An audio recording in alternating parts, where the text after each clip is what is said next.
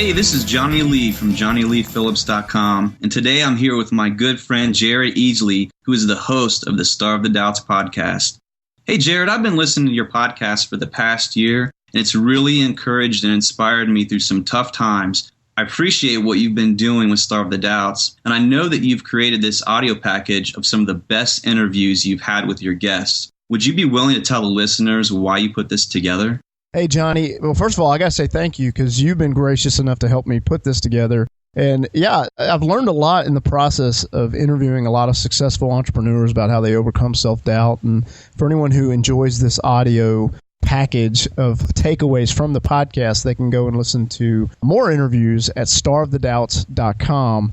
But that said, we wanted to put together just a little bit of some actionable steps, some different things to consider for the aspiring entrepreneur and for the person that already owns their business. Awesome, Jared. Okay, well, let's kick off with Jeffrey Gitomer. Do something positive every day. Stop exposing yourself to dumb things and wake up and read. If you're not happy with your job, quit. Everything doesn't play out the way you want it to. You can't name me one thing that plays out the way you want it to. You have an idea, you have a desired outcome, not a goal, a desired outcome. And you get to that outcome however you possibly can. By training myself in positive mental attitude. And I did that in the 70s when it didn't really count, but it stayed with me. Your attitude stays with you. Okay, and our next guest will be Michael Gerber. The biggest obstacle I had was learning everything I didn't know by discovering what that was. And of course, at the beginning of anything, there's all that you don't know, but you don't know it. So absolutely clearly, the most clarion response to that question, what's the biggest obstacle you've had to overcome when starting your business, is the biggest obstacle everybody has when they start a business. And that's learning everything I don't know by discovering what, in fact, that is.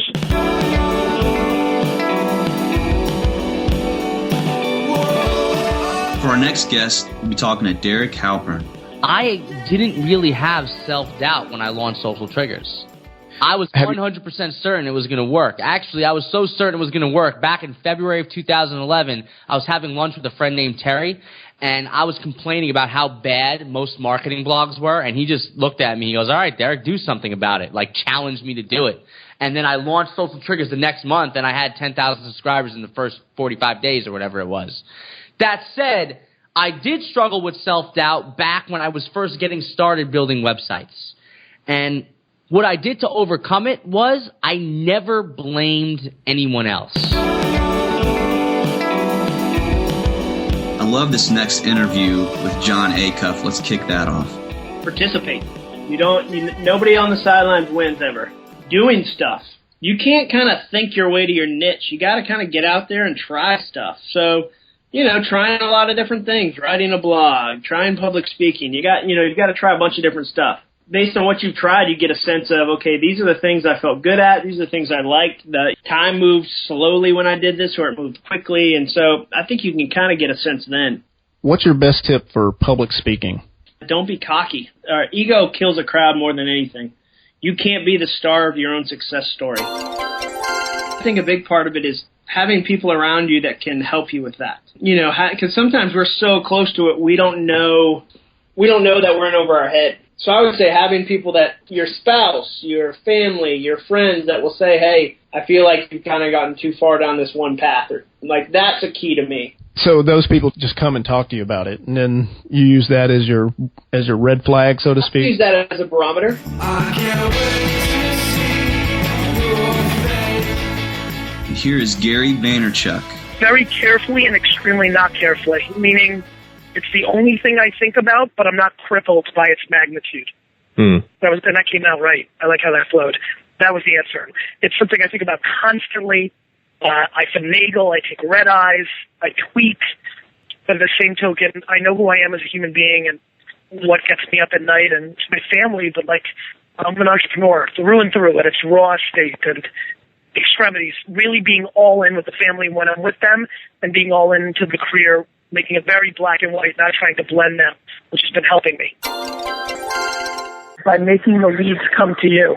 And what that means is by telling your story at the highest levels and letting the rain trickle down to you. I'm so excited about our next interview with Pat Flynn. It was initially launched on the Snippet app, which is for iOS only, and it's sort of a new sort of platform that sort of changes the way we experience and read books to a point where it's not even about the text anymore. It's about the overall multimedia experience, including social media right inside the book. And so I initially launched it on that. Immediately, a few thousand copies sold, and that was amazing. It's still the #1 book on that platform. Let Go Day marks the 5-year anniversary of me being let go from my architecture position, which obviously I talk about in the book, and that's why it's called Let Go on one level. But also, it changed the rest of my life, that, being let go. And it was something that I was just so incredibly angry about at the time it was happening, just disappointed, upset, sad. And it actually turned out to be such a big blessing in disguise. So I celebrate it. I run a business and I'm marketing, and this is sort of a marketing strategy. We're using this 5-year anniversary and the fact that Let Go is out there, and the fact that there are, a number of people who have enjoyed it already, to give it sort of a second wave and a second push. And we're actually just experimenting to see what can happen when a book has been out there already, if you can push it out there again. If I were to publish a new book, what I should do or what potentially I could do better. And one of those tactics was to get ambassadors to help you push your book for you, to get people who believe in your message, who really believe in the book, and who wouldn't be afraid to share it with their friends, family, and followers to sort of help you. And another tip you gave was to sort of make an event out of the launch of the book. Even though things were going really well, it wasn't always, a straight shot to the top. It was a bumpy road, and there was a lot of ups and a lot of downs. And then all of a sudden I get this letter, a physical letter in my mailbox from the United States Green Building Council. And that is the company that actually administers this exam. And I opened up the letter, big bold letters. All I saw was cease and desist. And I flipped out. I couldn't read the rest of it. I just was panicking. And I read, if you don't comply within 14 days, we're going to sue you, or something to that extent. And up next is Michael Hyatt. Life planning is something that really shaped my life. And it's something that I began doing in 2001, and it was really as a result of thinking I was having a heart attack. I wasn't. It turned out to be an acid reflux issue. But I realized that about the third time I went into the ER, that the doctor, the cardiologist who ended up diagnosing me, he said, a lot of this is stress-induced. And he said, if you don't change your lifestyle and become more proactive and intentional with your life, you could end up in the ER with a real heart attack that just is coming out of the stress that you're bringing into your life. What matters most to me? Not to your spouse, not to your parents, not to your employer, but what matters most to you? What are the priorities that you're going to embrace, and how are you going to implement those in your life? And then the third question is, how do I get from where I am to where I want to be in every area of my life? And so the book kind of takes that basic structure, questions, keyword from SCORE, right? Right. And so the whole book's scored like that, and that's the book. So we're working away on it now. I think what Ken said today, which was practice on your feet out loud. So whenever I'm giving a speech for the first time, I will always practice it, sometimes several times. I gave a new speech recently in Dallas, and I practiced it 3 times on my feet out loud. It just gives you such more confidence and agility when you're actually giving the speech if you've been through it before, rather than you're making it up for the first time in front of a live audience. One of the biggest challenges of SCORE is that you're speaking to a small group of people, and you know that the coach is there to critique you, and it's pretty nerve-wracking. I mean, you've just been through it, right? So you know how that is. I would say, and I'm going to actually tell this story tomorrow, if you want to ratchet that up, then you get asked to speak in front of all the SCORE coaches, like I do now. And the first time I did that was in Vail, Colorado. I thought I was going to die. And I've been speaking for 30 years. Yeah. In all kinds of contexts, thousands of people, but in front of that group was really, and they're very gracious, very forgiving. Everybody was very encouraging. But in my mind, it just felt like it was a huge deal.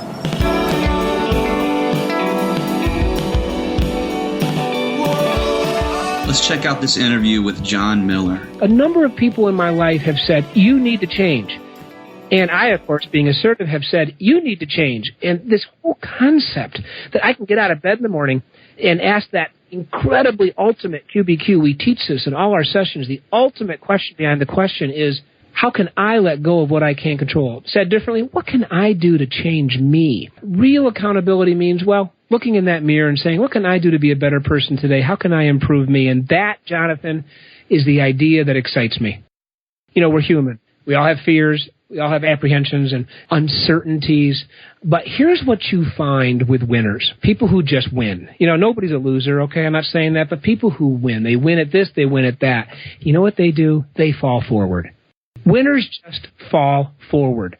Every single time they hit a roadblock and they're down, they get back up, they move forward. And that's where the QBQ comes in. As we say in the QBQ book, I'd rather be the person who is told to wait than be the person who waits to be told. Hey, this is Chris Brogan from Owner Magazine. Human business is sustainable, relationship-minded business. It's this concept that you could have relationship-based business with good, strong referral bases and a real outcome concern for what your customer or client is getting.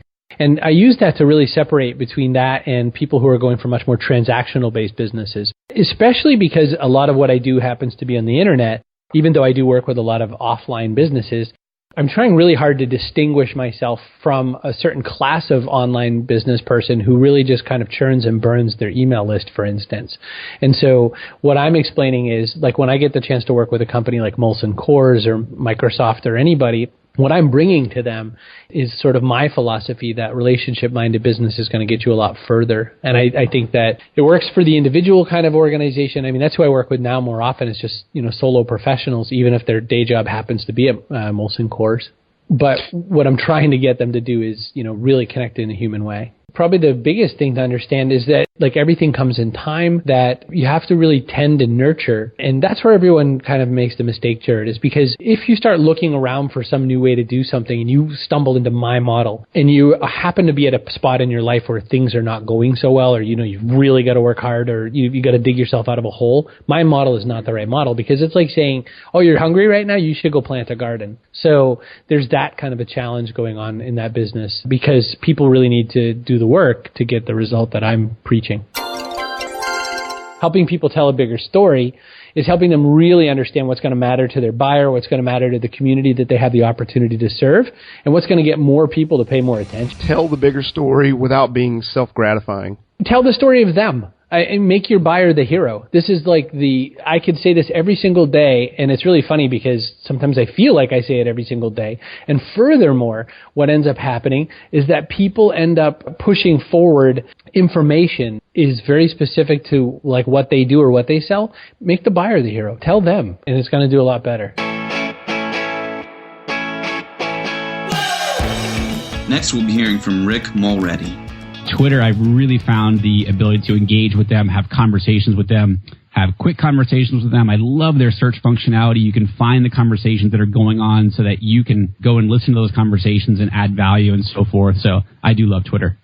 But you don't start yelling about your business or just right off the bat talking about your business. You start listening to the conversation and then, you know, adding value where you can. So that's really the best formula. As long as you're starting out by adding value first, and then you can mix in the sales messages from there. I think it's a good practice personally to follow back people who are following you. And, you know, like I said before, it's going to be very easy for people to unfollow you just as it was for them to follow you. So I do think it's a good practice to follow people back. You know, a good way to build up that Twitter presence and the Twitter followers is to start following people who are following other, quote unquote, I hate this word, but influencers in your field. And so if it's a big brand, if it's a well-known, again, another word I'm not a big fan of, a well-known expert, if you will, go into that person's followers or that brand's followers and start following those people. And again, that reciprocation often happens, so they start following you. And that gives you that opportunity to start engaging with them. I'm on this big journey to connect with the heads of social media from the biggest brands in the world. And that does include, like you mentioned before, people like Gary Vaynerchuk and Ted Rubin and Chris Brogan and so forth. Because I really think that one of the best ways to learn is to model someone who's doing it well in the industry or what you're trying to do yourself, and look at what they're doing and model and apply that for whatever you're trying to do. do as much as you can on the side while you have your job and really start to hone your craft while you have that job. And, start to make those connections. It's all about, and I don't mean that in like a sleazy kind of way. I mean, really develop genuine relationships with people in your industry while you have that job. Work early morning before you go to work, or in the evenings or on the weekends, or whenever you have that free time to do that, spend that time to really start to build up that and leave with a plan. Have a plan in place and put that, whatever that date is, put that out there and sort of draw that line in the sand. And that's really going to motivate you to hit that date. And that really worked well for me because I did have a date in mind, and that's what I was really shooting for. And, I did have a savings goal and all that stuff. So, make sure that you do have a plan in place and go for it. It sounds so cliche and it's talked about all the time, but it really is true. I mean, it's all about identifying somebody that you want to get to know, and don't go right after and ask them for something. I mean, really take the time to study them. And I don't mean that in a creepy kind of way, but just learn more about them, learn about the products that they're working on, and really figure out how you can add value to them, how you can help them, and, approach them that way. It's always good to try to meet people in person as well. So the more that you can get to conferences that are within your industry, you're going to run into those people there. And, the more that you can do that, and the more that people can start seeing you around or seeing your name, it's just going to be that much easier for you to develop those relationships. And as soon as you start to develop relationships with a few people, then they start introducing you to other people. And I met, you mentioned Pat Flynn. I met Pat Flynn through my buddy Adam Baker, who started Man vs. Debt. And Baker's been a friend of mine for a while, and Pat's been a friend of mine for a couple of years now. But that was a connection I made through a friend of mine, and now I'm business partners with them in something called Only 72. And so that relationship has turned into, a business partnership as well. So just try to add as much value as you can to people, and don't go after them and say, oh, can you do this for me? Or, will you help me with this? See how you can add value to them first.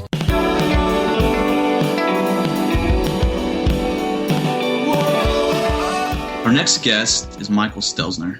I recently went to Disneyland, and while I was there, I realized the last time I had visited was 7 years ago.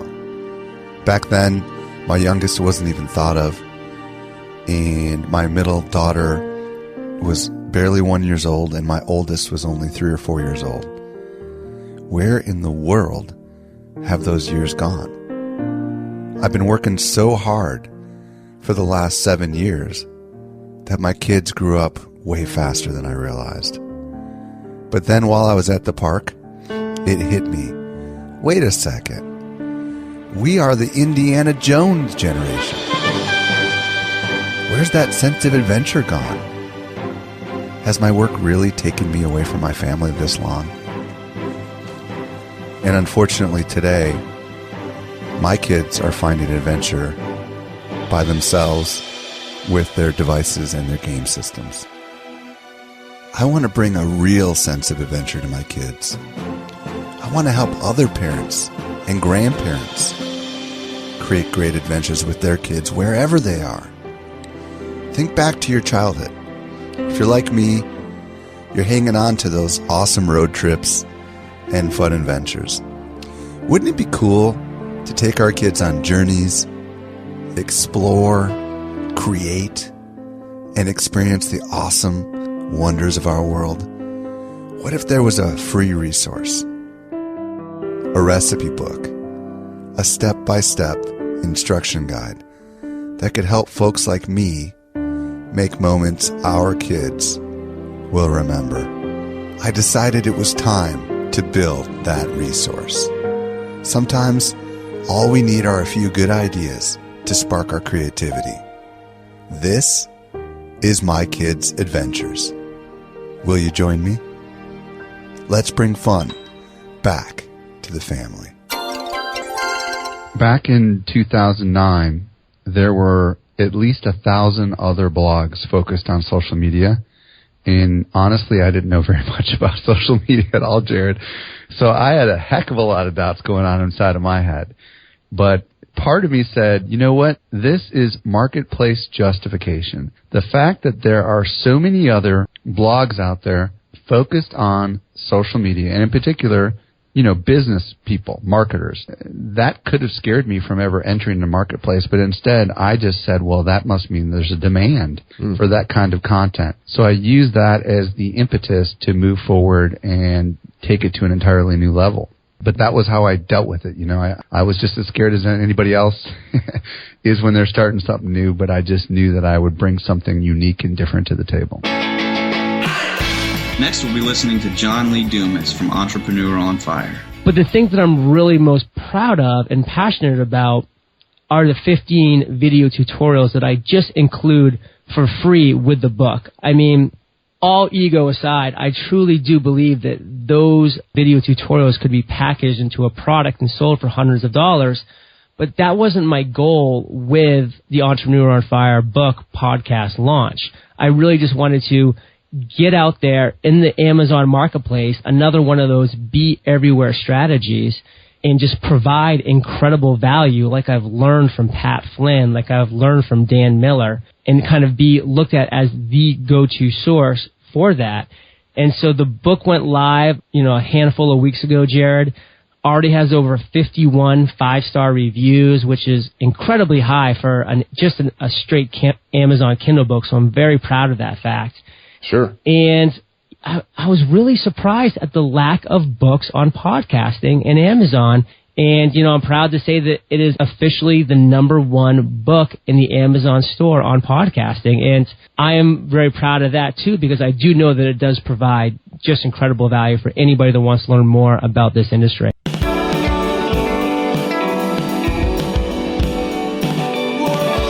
From 48 Days, this is Dan Miller. Do you have any creative ideas on ways to spend time with high achievers? I certainly do. And I see the power of that principle more and more and more.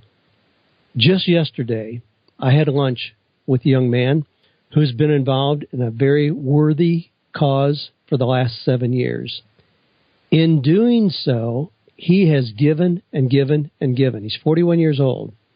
And I told him, I said, wow, in that period of time, now I've known him even back before he started with this organization.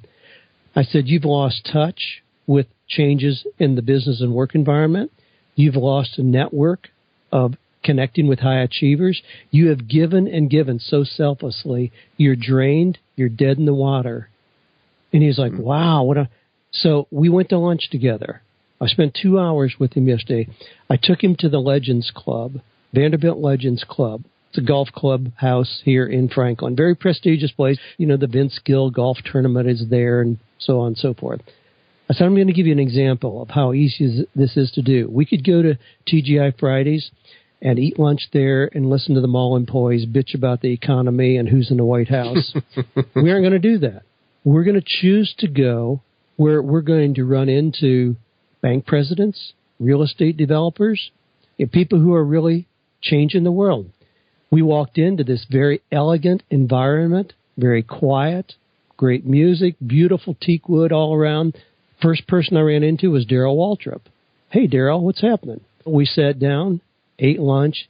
He was like, wow, this is really different. I said, now, the point is, people think, well, gee, that's easy for Dan to do, pay his annual fee to be a member there. Oh, you know what that cost me?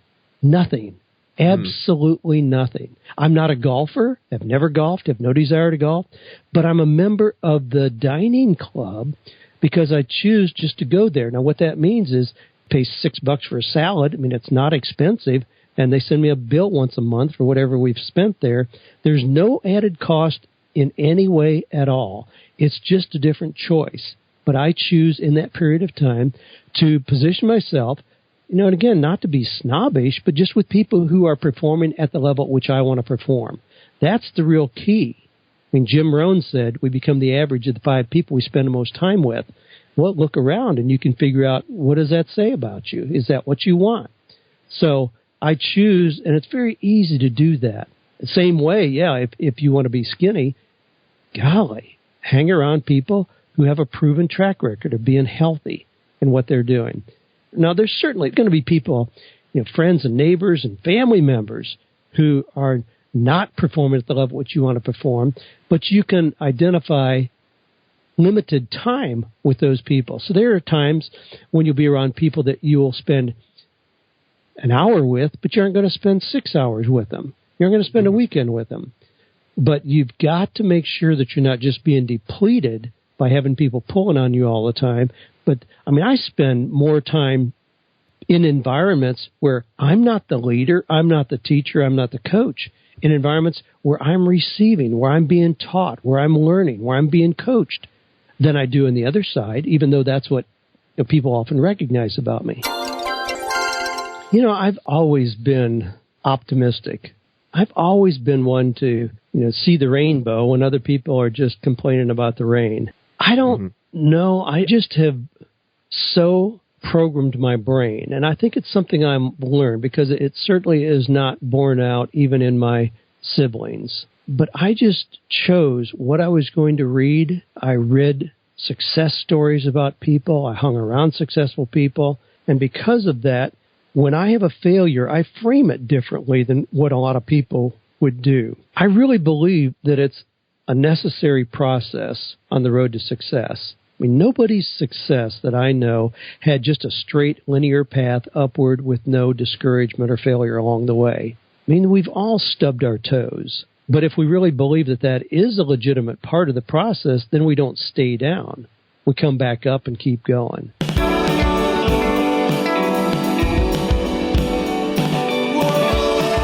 Our next guest is Chris Ricciardo. I've got two mantras that I share with people. First thing is you've got to understand that your business is what you do, not who you are.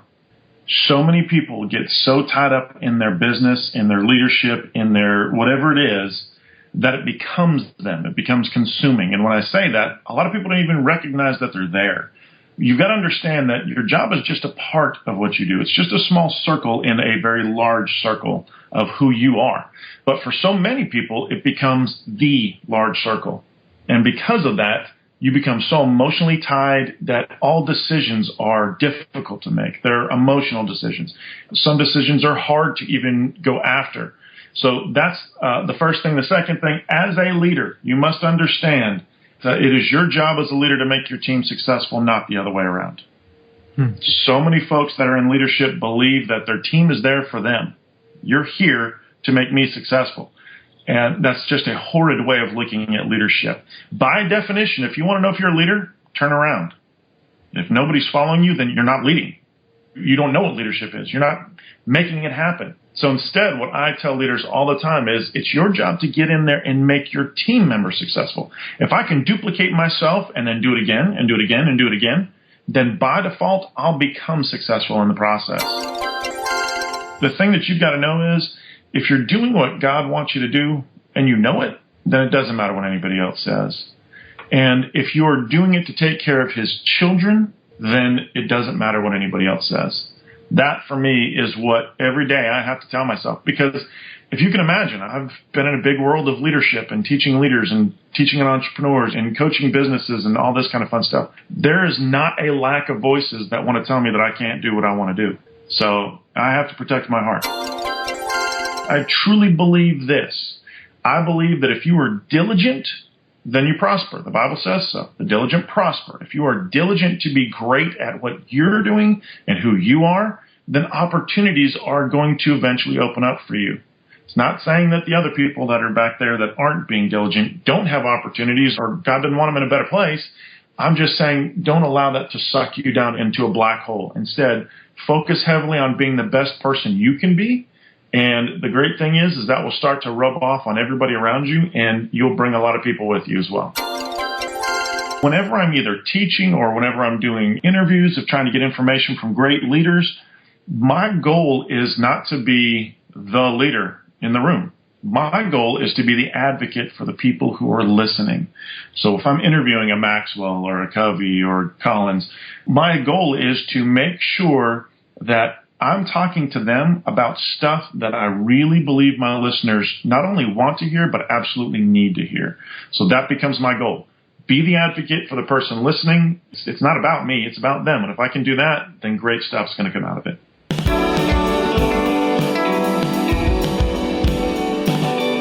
Our Our next interview is Amy Porterfield from amyporterfield.com. What would you recommend in terms of modeling the best but also differentiating yourself? Such a great point. I recently read a quote, and I got to go find it to really quote it correctly, but it was something like, don't just model the best in terms of copying. Take that as inspiration and then mold it into your own strategies and way of doing business. So the difference between, copying what someone's doing and just modeling is understanding the principles behind something. So if I were to look at one of my mentors and notice that they're sending out a newsletter, which happened to me recently. I have a great mentor that sends out a newsletter for years now, and I love that newsletter, but I didn't want to copy it as well. So I saw the strategy she was using. I saw the tips she was giving and why she was doing it. I really studied it, but then I thought, how can I infuse my own personality? What's missing here that I know I'd love to add or talk about? So you've got to look at your own brand and your own personality and infuse that in everything you do, because copying is just not fun. Truly, I think my biggest frustration is letting go of some of the control in my business. I sometimes say I'm a one-woman show, but that's truly not the case in the sense that I have a wonderful executive assistant. I have a great project or content manager now, so this is something new on my team, and I have a project manager for my launches. They're not all full-time, but they're on my team, and they're constantly reminding me, Amy, you got to give that to us. You got to push it forward and let us kind of get in there and make it something great without having you do everything. So my biggest frustration is telling myself I've got to let go of that control a little bit and give it to my team. And once I do, I'm able to have that more freedom in my life, which is why I became an entrepreneur in the first place. So go figure.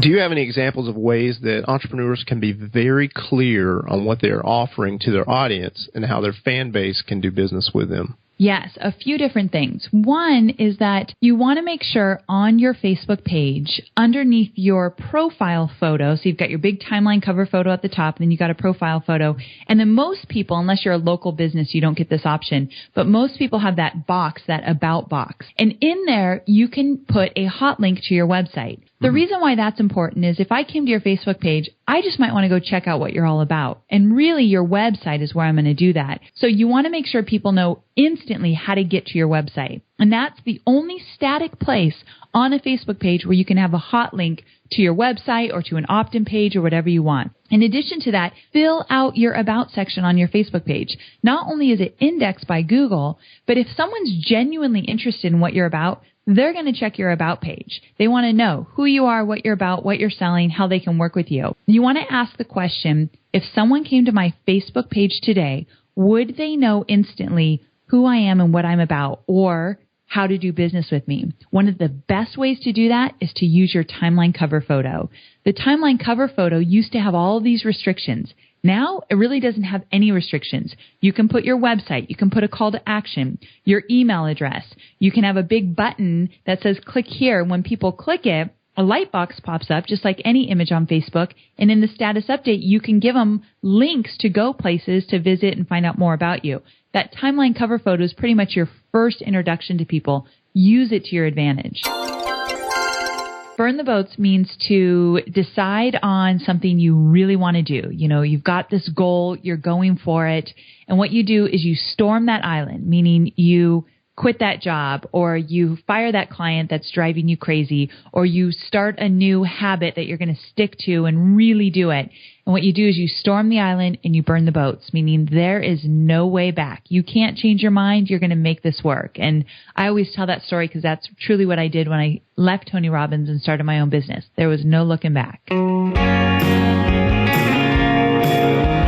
Up next, we have Kent Julian. After my first year, I have $4,000 total revenue. That's not income, that's total revenue to account for all that effort. I mean, you're talking somewhere in the $4 to $5 an hour range. And again, that's not income. That's not my paycheck. That's just the amount of money that I've produced. And then after 18 months, I add another $6,000. So you're at 18 months, total revenue of $10,000. And so when you're banging away at something really hard, doing the best that you can, and you've put in thousands and thousands and thousands of hours, and you've got $10,000 $20,000 revenue, you're doing a lot of, is this going to make it? I remember telling my wife after a particular seminar saying, if I did this every weekend except for Christmas and Easter, and I did this seminar every single weekend, I'd produce $20,000 worth of revenue. I mean, those, you just go, how in the world are you going to make a living at this? There was a ton of fear. More than fear, it was just, is this actually going to happen? Am I wasting my time? And so I learned how to work through that and how to see whether this thing gets off the ground or not. I'm not wasting my time.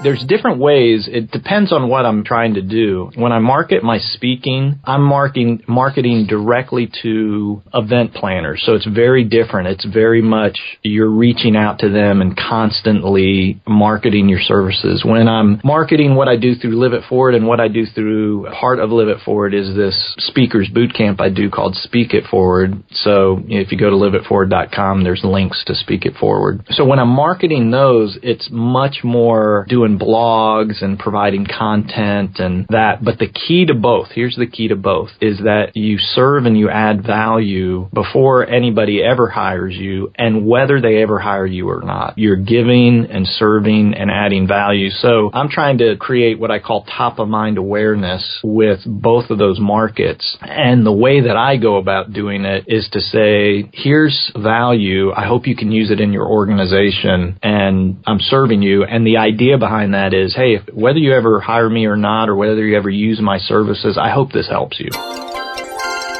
E plus R equals O is not original with me. It's original with a guy named W. Clement Stone. I've read some of his books and read that in there, but also Jack Canfield, who was mentored by W. Clement Stone, will use it from time to time. And it's all it stands for is events plus R response to those events equal the outcome. And so the concept is you're pretty much not in control of any events that happen in your life. You're not in control of what people say to you. You're not in control. You don't know what's going to happen 5 minutes from now. I mean, there's certain things you can control, but most of the experiences and events that come into your life just happen. And the one thing you're 100% in control of is your response. And the way that you shape the outcome, you can take any event that happens to you and shape it for the good by taking 100% control of your response. I'm so excited about this one. We're with Seth Godin. Seth, what are some tips or best practices for the listeners who want to find ways to better connect with their audience? Well, I think the biggest one is to not look for tips or best practices. That said, there are similarities about what happens when you build a tribe. You know, it starts by understanding that we only want to connect with people who are generous and trustworthy. Because why would you want to connect with someone who is selfish and is going to steal from you? And generous and trustworthy aren't things that are easily faked, but they are things that are easily done if you believe them. Mm-hmm. So the more often and more eagerly you are helping people with no intent or plan for a recompense, the more likely it is that people will be open to you connecting and helping them. And what happens is people get hooked on that. They get hooked on the feeling of not being lonely. They get hooked on the feeling of someone looking out for them. They get hooked on the feeling of someone being generous. In my experience, if you are consistent in doing that, revenue really does take care of itself. How did you overcome self-doubt when you were going through that season of your life? Well, you know, my friend Zig Ziglar certainly helped a lot, listening to his tapes every day over and over again. And what he taught me are two things. One, failure is an event. It's not a person. And each one of those no's was just a clue that I had created something that day that no one wanted, not that I was a bad person. And two, I viewed them as no for now as opposed to no forever. That if someone was taking the time to explain to me where I was going off the rails, what I was learning from that is I was selling to an industry that wanted to buy something. And I just wasn't inventing something they wanted to buy. And that what I had to do was more work on telling a story that they needed to hear and work harder at giving up my egocentric view of what they ought to do. Or what types of resistance are you facing now in this stage of your career? the resistance, as Steve Pressfield has written about so eloquently, is that voice in your head, the lizard brain, that tells you not to do something, that creates writer's block, that gives us an excuse, that helps us hide, that lets us postpone things. And as you gain a bigger footprint, it's easier than ever to bring stuff to the world. If Mario Batali wants to open a tofu and peanut butter restaurant, he probably can, because there are investors who will say, well, it's Mario Batali, why not? And what happens when you don't have the engine in the marketplace saying no, it's easier to do things that aren't scary, because you don't have to scare yourself in order to move forward. And for me, I seek out the resistance. I seek out that voice. It's the danger that I want to dance with. So what I try to do is, you may have seen I did a speech with Creative Mornings a couple weeks ago. It was all new material. And the reason for that is not because I needed new material. It's because creating new material and trying it out on a group live with a camera is really, really scary. I needed that fear, that resistance, in order to do my best work. Well, first, let's be really clear about wants to create art. If you really want to create art, you will. I mean, Charles Ives was one of the great composers of the 20th century, and he did very edgy, important work, and he did it all the while supporting his family with a full-time job in the insurance industry. We're not talking about reinventing classical music here. We're talking about writing a blog, or we're talking about helping a local nonprofit do scary work, or we're talking about making a 3-minute video on Sunday mornings. We can use all the excuses that we want, but the fact is there are people making art who have bigger excuses than you. There are people who live in the underprivileged world. There are people who are struggling with physical handicaps or living in abusive relationships. There are people who don't have the resources you have, who are still finding a way to make art. So I don't think that Icarus is demanding that you make big art. They're demanding that you change the whole world. I think that the challenge is to make a little art often. The challenge is to say, I'm going to watch one less hour of television and do one more hour of generous connecting. It's not that you need to do a lot of it. It's just that you need to do it. Because once you get hooked on it and you're not hiding, I think you will find a way to do more of it. You said something right when we started talking about making a ruckus. And it's fun to use that expression. I use it all the time. But it's worth thinking about what that means, right? It means confront failure. It means disappoint people who are around you. It means question the status quo. It means indulge the voice in your head that wants to make art at the expense of the comfort of the lizard brain. And yeah, that's my final words. Go make a ruckus. Up next is the podcast answer man, Cliff Ravenscraft. Dan Miller taught me that it's okay to not hate work and make money. And what I mean by that is I had this super warped idea of work and how you make a living. And for some reason, I don't know if it was taught to me in a church somewhere or something, but I saw work as a curse. And it was something that we were doomed to do until we go to heaven. And it was some kind of penance to live or something. I don't know. But I figured that how people pay you is actually people pay you to do things that they would never want to do on their own. So the more you hate your job, the more money you should be paid to do it. And that was a super warped way of thinking. But I've shared that with some other people, and there's actually several other people that actually still think that. And Dan Miller actually showed me that it's okay. And not only is it okay to love your work and make a living from doing something you love, but really that's what we're designed to do. We're only, you're only on this earth for so long, and we have all been given certain gifts and talents and abilities and certain opportunities that exist for us. And why waste our life doing something that we hate? Instead, why don't we do something that we feel called to do, or something that we feel gives us a sense of fulfillment and purpose in life? And that's something. And of course, my favorite quote in the world, it's not a Dan Miller quote, but I heard it from him first. And that is, find something that you love to do so much that you'd be willing to do it all day long for free, and then become so excellent at doing that one thing that people will eventually want to pay you to do it. Michael Hyatt. Michael Hyatt, for me, I would say what I've learned from him is systems and also just delegating. His ability to consistently think, what is the most important thing? What's the most important task that I should be working on right now? And if I do not have to work on this task, or if there's something else that's more important that needs me to touch this, then I need to actually take this task that's in front of me and delegate it to somewhere else. Maybe I need to create a system or a process, but find the right people to do these things. The other thing that I learned from Michael Hyatt, and something that has been so important to me, is that I learned from him first, and he heard it from Andy Stanley. But from Michael Hyatt, I heard it from him, and he says, listen, you can't always serve everyone that comes your way. And I'm a people pleaser. He says, you're going to grow to a place of success where so many people are going to reach out to you that you just can't answer everyone. And you'll come to that place where you've reached so much success that you'll actually have to do for some what you wish you could do for everyone. Just realize that you're going to get to that place where you can't do it for everyone. Because of that, I have learned to become an expert at the word no. Michael Stelzner. For Michael Stelzner, I would say what I learned from him is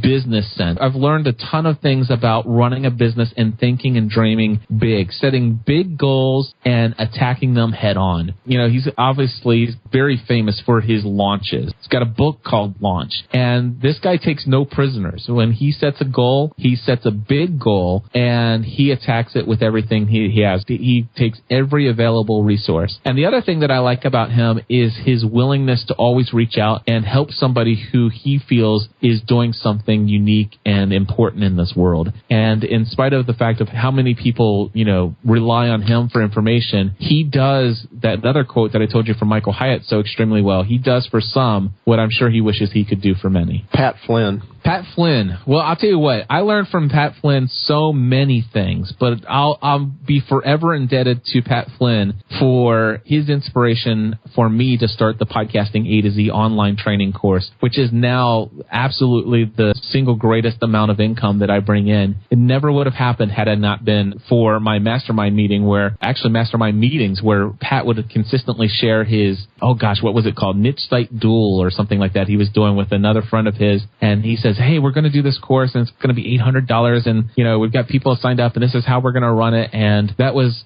totally the inspiration I needed to actually create Podcasting A to Z. And I'm an alumni of Podcasting A to Z, so thank you, Pat. Leo Laporte. Oh, wow. Leo Laporte, I have him to thank for my continued love of technology. And for him, I absolutely look up to him for the way that he brings people together as experts and gives them the spotlight to shine on them. And he's one of those guys where you just see that, man, if you just bring other people who know their stuff and give them the opportunity to shine, you automatically shine as a result of that as well. And what he's done with his network over at This Week in Tech, it's just absolutely out of this world. He's now creating content. I think he's probably at the point where he's making about $7 million per year with his business. And I'm totally sorry to hear that. Yeah, I'm totally excited about the things that he's got going on and the things that he's doing. Yeah, he's been somebody I've always looked up to when it comes to how to build a media empire. Well, you mentioned tech and things of that nature. What's maybe the one app that you're using on your phone every day? Evernote. Evernote's been around. I tried Evernote when it first came out back in, 2006 or 7 and fell in love with it until I saw it had some syncing issues. I gave it up for a long time. I tried Evernote a bunch of different times. But about 3 weeks ago, I dove in headfirst to Evernote, and I'm completely won over. I probably open Evernote 8, 10, 12 times a day now.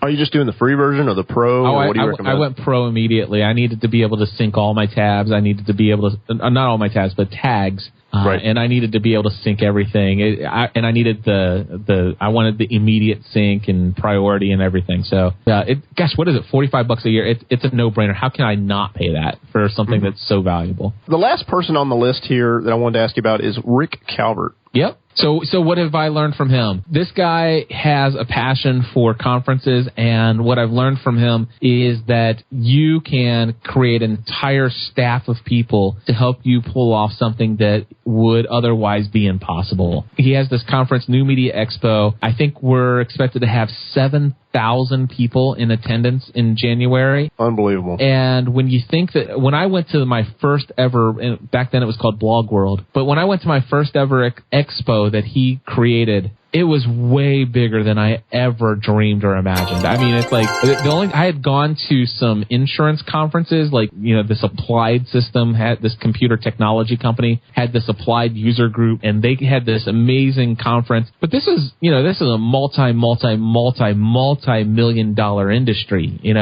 and company. And so I'd been to a big conference, but I never expected, a gathering of social media people to be as big as New Media Expo was. And that really blew my mind. And so what I've had the privilege of seeing is him allowing his team to pretty much take charge. I do have access, as the director of podcasting for New Media Expo, I have access to Rick in a pretty amazing way, and he's always there for me when I need him. But he gives the authority to his staff to make decisions that, quite honestly, would scare me to allow somebody else to make for me. So it's pretty awesome. I've learned a lot from him in the way that he delegates and gives authority to his team. You are the podcast answer man, and that's a given. But I've been watching you and listening to you for a long time now, and what I'm noticing, especially over the last probably year and a half, is not only are you the podcast answer man, but you're becoming more and more a go-to thought leader on things that are entrepreneur-minded, people who are interested in maybe taking that step and starting their own business. What's your opinion on that? It's absolutely true, and there's no doubt in my mind that this has been influenced by Dan Miller. He's probably one of my favorite people that I follow, and if there's anybody out there that has a business model that my business is kind of modeled after, it's his. He's an author. I'm a podcaster and stuff like that, so he teaches people how to write. He teaches people how to, and of course he also talks about career, but originally it was about writing and being a successful author, building multiple streams of income around it. And what I found is that, here I am, I'm a podcaster, and there are things that I can do. I could start teaching. I could start doing this. And I had absolutely zero business training when I launched my business. The only thing I had going for me is, number one, I love to talk. And number two, I love to sell. I was a good insurance agent. No, that's not true. I was an excellent insurance agent. I could sell ice to Eskimos. But one thing I didn't know anything about was marketing. I didn't know how to get people in front of me. I knew how to talk to people once I got them there, but how do I get the attention of people? How do I market to them? And then also, how do you create products and services? How do you deal with the demand of people on your time and all of these other things? My favorite story, Jared, how much time do we have? Because I have a story I want to tell you. Yeah, go ahead. This is one of my favorite stories. I'm sitting here selling equipment. This is back in 2008. Yes, it was definitely 2008 because it was the year that I only made $11,000 that year personal income. So it was 2008, and it was things that were so bad. Stephanie's like, okay, I'm going to go get a job. And I'm like, no, you're not. I'm going to go deliver pizzas before you get a job. And so I figure I'm going to work 10, 15 hours a week delivering pizzas. Now, Jared, in today's economy, delivering pizzas, that's going to equate to after taxes right around what? $300, $350 a month extra income, right? Awesome. Exactly. Yeah. So that's if I'm lucky. And the deal is that's at least going to put $300 to $350 more worth of food on the table. And seriously, food on the table at that time was tough in 2008. But that was what I was willing to do. And on my way out the door, somebody calls and they said, hi, my name is so-and-so. I found your website on the internet via Google, and I see your phone number here, and I'd like to ask you some questions about some equipment. I have a tight budget, but I'm trying to build a podcast that's going to sound really great. And I sit there, I said, okay, how much is your budget? And he says, well, I only have $25,000 to spend. And I'm like, seriously? What are you, from the radio industry or something? He goes, yeah, I've had a professional talk radio show for the last several years, and the radio station is unfortunately going bankrupt. They're shutting things down, but I want to keep my show on the air. I want to turn it into a podcast. And this guy's been talking to the guys at the radio station. Of course, radio stations pay tens of thousands of dollars for one piece of gear. And so basically, I ended up selling him about $2,000 worth of equipment, and I made $350 in profit after just 25 minutes on the phone with this guy. I just made in 25 minutes what I was actually getting ready to go out and apply for a job where I would only make that much money if I worked 10 to 15 hours a week every week for a month. Wow. And I'm thinking, wait a second, I am not going to go out and get a job delivering pizzas. I'm going to hire myself to sit here in front of this computer and spend 10 to 15 hours a week every single week duplicating what just happened on the phone. And Jared, here's the deal. Type in podcast equipment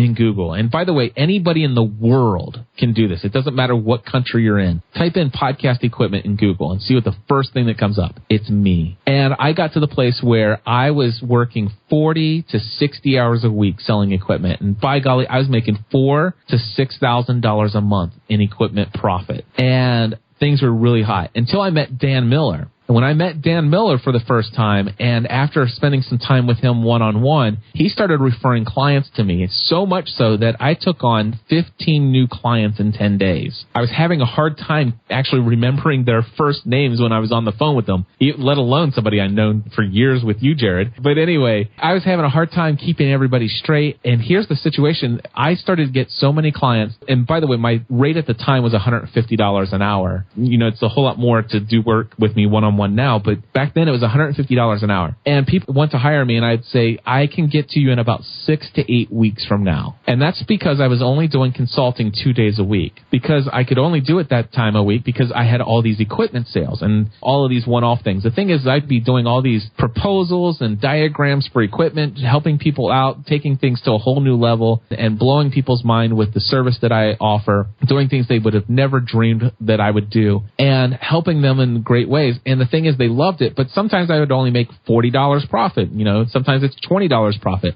And I've got hours spent into this. You know, so what happened was I'm sitting there talking in my podcast, Pursuing a Balanced Life, sharing with people, you know, man, things are really great, but the thing is, man, I'm just struggling to keep up with it. And even at $150 an hour, there's not enough time in the day and stuff like that. I don't know what to do. One of my listeners then leaves me voicemail feedback. He says, Cliff, I'm going to give you 3 words that will change your life forever. And I said, what's that? He says, stop selling equipment. And for 2 months, I stopped selling equipment. Of course, it wasn't until the rest of that voicemail that convinced me to do so. He says, do the math. He goes, Cliff, I listen to your podcast. I've never missed an episode. I know how many hours a week you work. I know how much profit you make on equipment sales because you've been very authentic, transparent, and open with that. But dude, I did the math. Did you know you're making $16.50 an hour? I'm like, what? And so he actually sent me the equation. And I'm like, you're absolutely, he says, I said, you're a little bit off, but yeah, I'm making $16.50 an hour when you think about it. And I'm turning down $150 an hour consulting calls so that I can consistently make $16.50 an hour. And so for 2 months, I stopped selling equipment and I only did consulting calls, and my income tripled in instantly. So, you know, just those kind of things. These are things that I never would have thought of on my own, but through my experience, I've learned so many different things the hard way, and just from, you know, learning how things work. I feel like I'm a great marketer now. I listen to hundreds of hours worth of podcasts about marketing and sales and business and streams of income, passive income, all of these different things. And the fact that I've actually got a successful business that makes serious income now, I have gotten to the place where, gosh, just like before people were paying for me to share my expertise in podcasting, I feel like I am getting into a place where people kind of see me as an expert in building an online business, because I did take, you know, here I am, a guy who knows nothing about online business or business at all, and now I've built this business, and a lot of people are looking to me to get some advice on certain things. And what's really weird is when I get somebody who is much older than I am, much more life experience than I have and stuff like that, and they're willing to pay $300 for an hour of my time, and at the end of the call, they're like, oh my gosh, that was so mind-blowing. Thank you for sharing that. I'm like, seriously?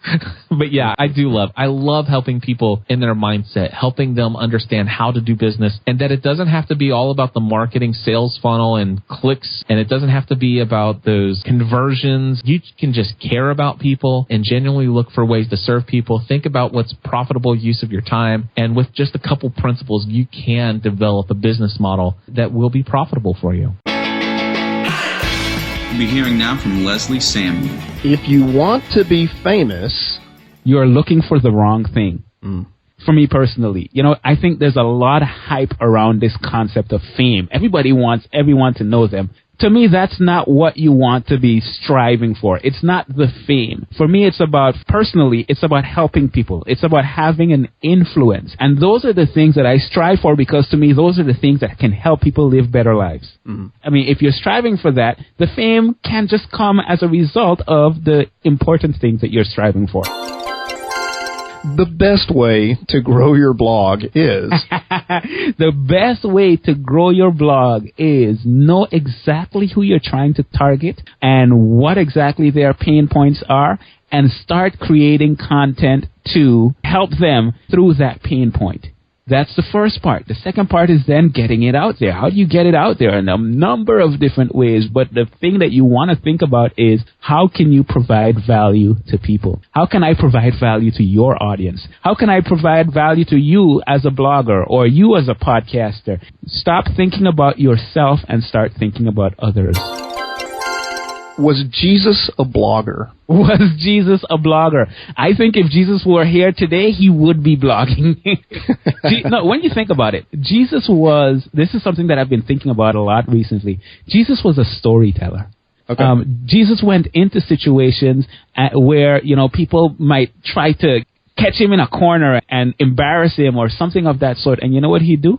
He'd just start to tell a story. He'd tell a story about a tax collector and a Pharisee. He'd tell a story about a son that ran away from home. He would tell these stories that are applicable to your particular situation. And then you know what you would do? You would picture yourself in those situations because you've been in those situations, and you would draw a lesson from it. For me as bloggers, that's the most powerful way to blog. It's not that you're saying, hey, I'm the one with all the knowledge, let me give you all the formulas. No, but if you can tell stories that people can identify with, you'd be surprised at how many lives you can change. And that's what Jesus did. Maybe he didn't do it online on the internet or anything of that sort, typing on a laptop, but he did it. And that is something that fascinates me each and every day about him. It's about taking decided action and doing that one step at a time. And what you're going to realize is once you start to take that action, you're going to learn things along the way that's going to make it so that some of the things that you used to doubt, you're no longer doubting. So in essence, you are starving the doubts, but you're not really focusing on those doubts. You're focusing on, what do I need to do today? What are the steps that I need to take to help me to get closer to my goal? And the closer you reach to the goal, the closer you'll reach to understanding that it is possible and you can do it. What are the reasons to start a blog? Number one, if you're trying to build something online, whether it's a podcast or whatever, you need to have a platform. You need to have a place where people can come and get your message, whatever that message is. I think blogging is a great way to do it. Now, we tend to often think about the hundreds of millions of blogs that are out there. However, there's no blog out there like the blog that you can create. There are no people that are 100% alike. Every individual is unique. And once you embrace that and you start to let your uniqueness come out, you can build a platform that stands apart from all of those other hundreds of millions of bloggers. So many bloggers come onto the scene over the last year, over the last few months even, and they're building extremely successful blogs. And they're not building it by going out there and saying, man, there's so many blogs out there, I don't know if I could do it. No, they're just doing it. They're putting up content. They're creating content. And the way I like to look at it, they're creating content to inspire others and even change the world. If you have a message that you want to get out there, you have to have a platform. Up next is Philip Taylor. You, your wife, and your daughter ran into a lot of ups and downs when you were making that decision and then finally made that leap. How did you starve the doubts during that chapter of your life? Yeah, that's good. That was a challenging time, and in some ways it's still challenging, but starving the doubts, that's a good question. One of the things we did before, I'm a very conservative guy, so one of the things we did before I made that leap from corporate career, my finance career, over to financial blogging only, was to obviously have a stacked savings account.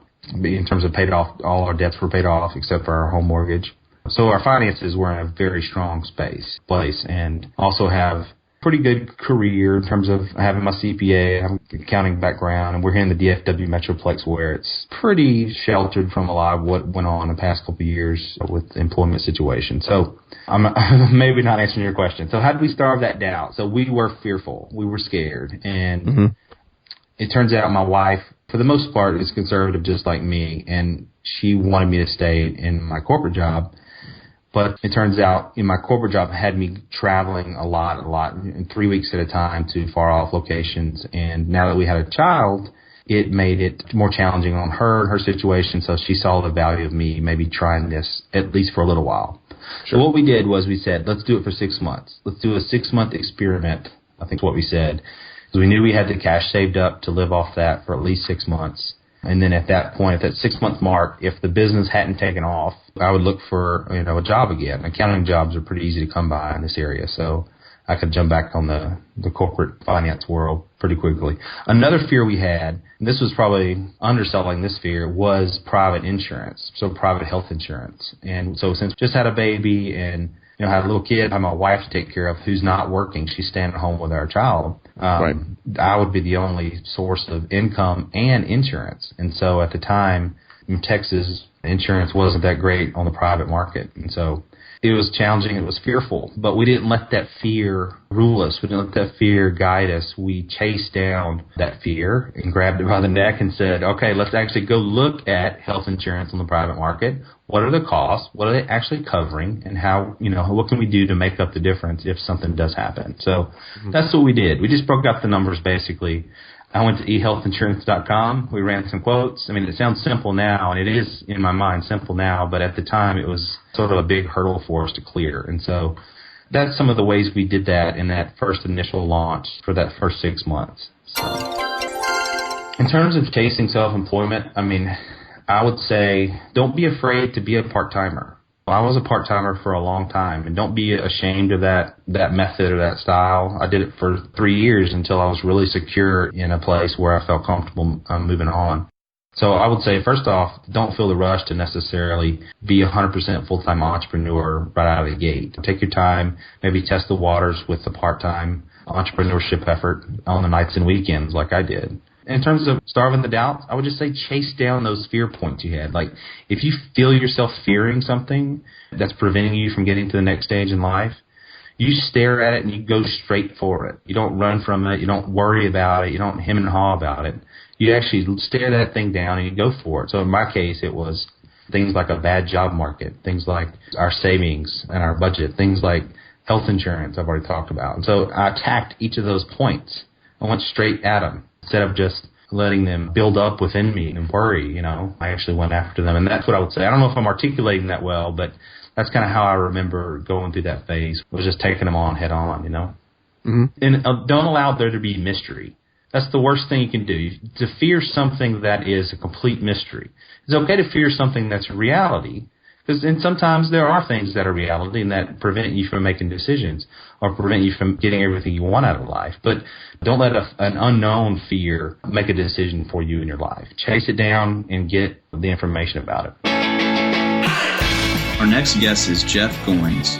So this book is different from previous writings that I've done in that it's a memoir, which is to say it's a bunch of stories about my life. But it's not really about me. It's about that thing that we all feel, which is that wherever you are right now, whatever you're doing, chances are you're waiting for something.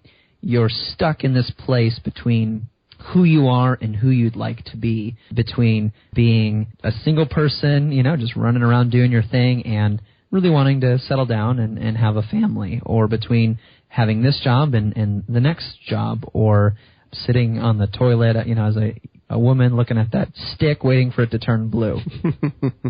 Everybody is waiting for something, and they're in this place that I call the in-between. And the book is about my own struggles with that, and then also my reflections on that.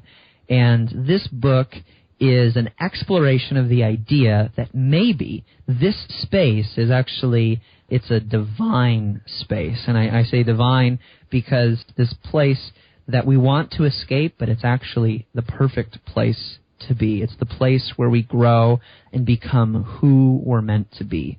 And what we find, I think, is that life really is all waiting. You're never done. You're never complete. There's always something else to achieve, something else to hope for. And once we understand that and embrace the in-between, we can learn to live these fulfilling lives, these extraordinary lives in these ordinary circumstances wherever we may be. Jeff, from the outside looking in, some would argue and say, Jeff, you've arrived. What could you possibly be waiting for at this point and at this stage? And I'm curious, what are some things maybe you are waiting for in terms of your writing or being an entrepreneur?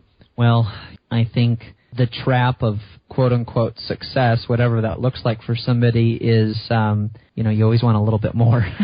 Sure. And I can't remember who said this, but a person once asked a young entrepreneur who wanted to, take over the world, how much is enough? And he said, just a little bit more. And frankly, I think there is this tension in my life, whether it comes to fame or success or whatever, because we all have these numbers or achievements in our mind that if we got to there, this much income, that many fans, this many books sold, whatever it might be, we would go, I would feel complete. And then you get there, and like any summit, any mountaintop, you go, oh, it keeps going. It's just a little bit further, just a little bit higher. And I don't think there's anything wrong with having aspirations, but I do think that we as human beings need to understand that you can always go further, you can always move forward and challenge yourself to the next level. And part of me as a writer loves that because I can always get better and I can always take another step forward. But there's also the ugly side to it, which is I could always make a little bit more money or sell another book. And I don't want to get lazy. And I like that challenge of wanting to take the next step, go to the next level, particularly in my craft. And I don't feel like I've arrived, and I feel like I still have yet to master the craft of writing, but I'm excited about the journey. And so I have to learn how to embrace where I am and go, right now, this is good. This is the perfect place. This is the best that I can be right now. But if I stay here, I'm going to stagnate. But I need to embrace where I am and not feel perpetually miserable about not being good enough. I love that Leonardo da Vinci quote, art is never finished, only abandoned. And I think every step of the way and us pursuing our life's work, our art, we have this choice to keep working to finish it, and we're not finished with it until we're dead, or we can abandon it. And sometimes the challenge, the hardship that we face makes us want to abandon it, which is the wrong thing to do. And so I'm constantly facing this challenge of I don't feel good enough and I want to kind of take the next step. But as I'm taking these steps, I want to enjoy the view. I want to enjoy the journey. And so for me, it's not so much looking back at what I've accomplished, because that's relative. To somebody further down the mountain, they go, wow, you're way up there. But then I look up at where I have yet to go, and I go, no, I am just not even halfway up. But I think what it really means is, man, I am loving this. I am loving climbing every step of the way. And some people say that they don't like writing, but they love having written. I don't feel that way. I love writing, and sometimes I'm afraid to do it. Sometimes I'm really petrified of failure. Sometimes I am lazy about it and stall starting because I just don't know what to say. But when I'm actually sitting down, typing, and words are coming out, I feel alive.